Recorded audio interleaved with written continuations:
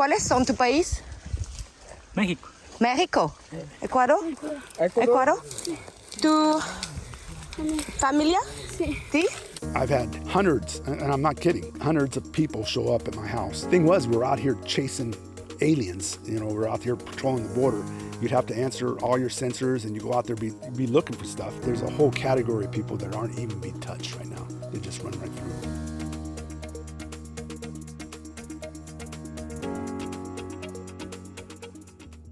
Today we are pleased to present the full interview with former Texas Border Patrol agent Luis Valderrama. In our previous report, my colleague Lincoln J. and I highlighted how migrants continue to cross the Rio Grande River despite Governor Greg Abbott's effort to reinforce border security. We are here to send a loud and clear message that we are banding together to fight to ensure that we will be able to maintain our constitutional guarantee that states will be able to defend against any type of imminent danger or invasion. Our journey took us to the southern border to investigate Governor Abbott's unwavering stance, especially after the Supreme Court ruled that federal agents could cut the razor wire installed by the governor if necessary. Abbott staunchly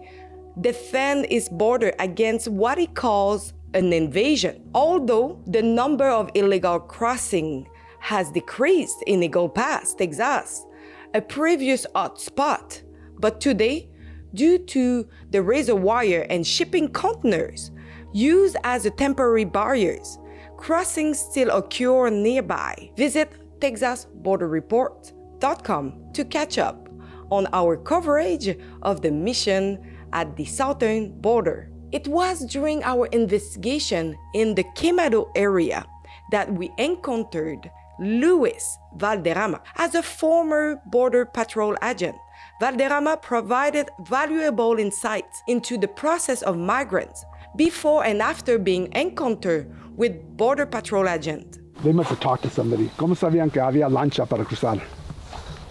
Nos tiramos por la selva y pudimos pegar hasta allí y... Me tuve que escapar para venir para acá. ¿Vienes solo? Sí. I worked with the Border Patrol for 25 years and then investigations another 10 after that, so I had 35 years, all here in Eagle Pass area. Everything was under control to a sense. Apprehensions went up one year, we'd catch them. Amnesty, apprehensions went up. We were encountering a lot of people. Drug traffic could go back up, but we were always out here chasing people, and people were running. And ever since, it's sorry to say, ever since Biden showed up, no one's running anymore. They just come across with little babies and all that kind of stuff. I've had hundreds, and I'm not kidding, hundreds of people show up at my house, and it's unsettling. You don't know who they are. During COVID and all that other stuff like that, what diseases do they have? And they're hungry. They want assistance, and you turn them over to Border Patrol. And Border Patrol's job is just to gather them. I mean, they're not running. They gather them, load them up in their vehicles, take them to their processing centers, and release them. And there was a point of time where they weren't even processing them. They called it parole, but they weren't even setting them up for dates. There's a chunk of people that they just released. And it's not Border Patrol's fault. They're tied by the administration. I know of people that are trying to immigrate the right way, and their spouses are in Mexico waiting for their hearing date, and there ain't no hearing date coming anytime soon. The courts are so backed up that the people that are doing it the right way can't do it. The rest of them just come across, and here they are. They get free hotel in New York, right?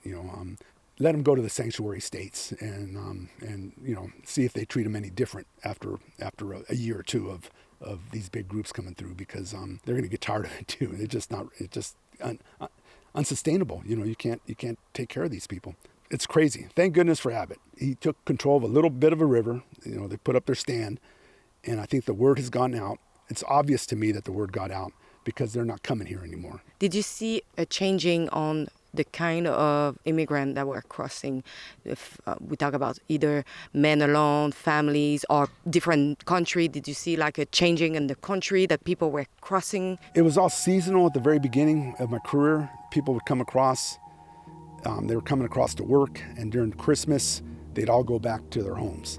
And so our apprehensions would drop during Christmas. And then, you know, it kind of just it cycle, you know, that way. You know, there was a time period here where we were catching marijuana, dope.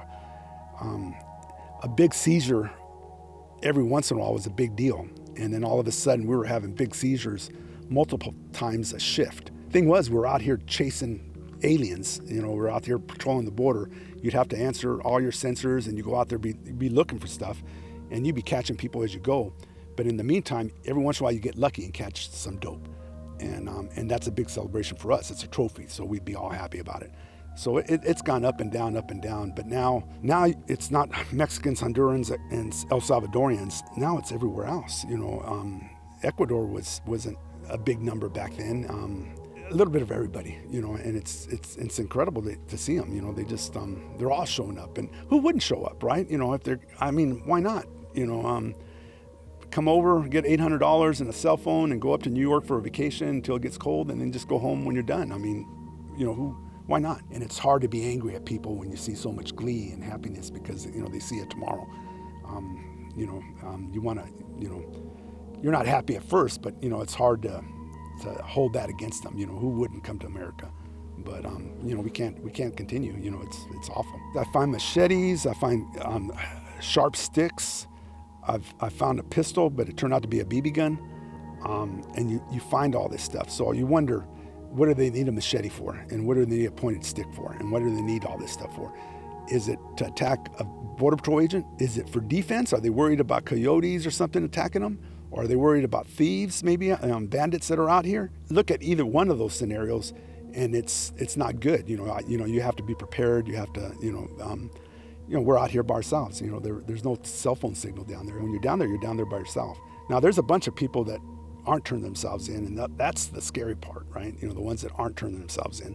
Who are they? You know, they're going to be the child molesters and the murderers and rapists and criminal aliens that if they turn themselves in, you know, they would be deported, prior deports. So there's a whole category of people that aren't even being touched right now. They just run right through. The buses couldn't get down to the river to pull out those groups of 700 that were coming up. And during the summer and hot time, the people looked like it was a death march. In the old days, an alien would carry a 1-gallon bottle of water, and he'd fill it up in little creeks and tanks of water. He'd fill it up and continue on. These people are just coming up this hill from the river were already dying, it seemed like. They were already dying. And Border Patrol can't get down there with a bus or any big vehicles. So you saw the signs where they directed them up through here, and they would direct them up with little arrows all the way up to the highway where they can get their buses in. But this is private property, and the trash that's out here, you know, kind of created by the government. They ought to be picking up the trash. You know, the aliens themselves ought to be picking up their trash, but, you know, they just leave everything scattered, and it's an eyesore. Someone were bringing them over here. Who are those people? I'm sure there's guys that have decided to come out here and just cross people on a regular basis and stuff, but there is also a bunch of fishermen down here that come down here to fish. So they're fishermen down here. But, you know, if they're out here fishing with a boat and a group of aliens come up, they'll take advantage of that situation. You know, for 50 pesos, they'll put down their fishing pole and bring them across. And the fishermen are also, they know the area, they know where Border Patrol is, and so they know, you know, where to look. Hey, there's no one there right now. This is a safe time to come across. They're the first one to run the fastest. And so when you catch 5 or 6 guys, that's the guys that are usually being smuggled. And the coyote is already peeled off and gone off by himself. You're not going to run by 20 people, 5 people, 10 people, you know, going after that one, because it's going to be a race. And by the time, you're probably not going to, he's running for his life.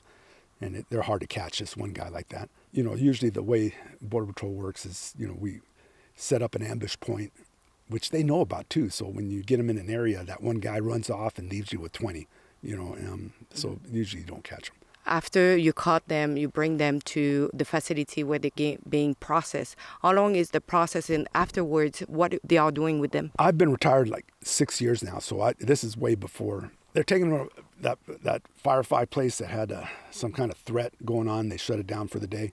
They take them over there. I've talked to aliens that I bumped into at the airport. They've been there like 7 days before they're processed and released. And then they go to the airport and they fly wherever they're going to fly to. You guys fly, you know, you have to present ID. They don't have ID, you know. All they have is a printed piece of paper, and the airlines, TSA, they just walk by that stuff. They don't need a driver's license. They don't need a photo ID with the same name on a ticket. Where are they getting the money? I've heard it was FEMA money and all. There's no, it's just a monster. We're paying for it, right? It's the government.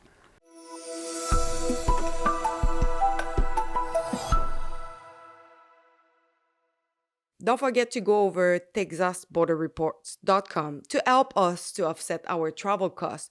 We did travel modestly, and we need your help because it's because all of you that those mission it's possible. So please go over texasborderreports.com and chip in what you can.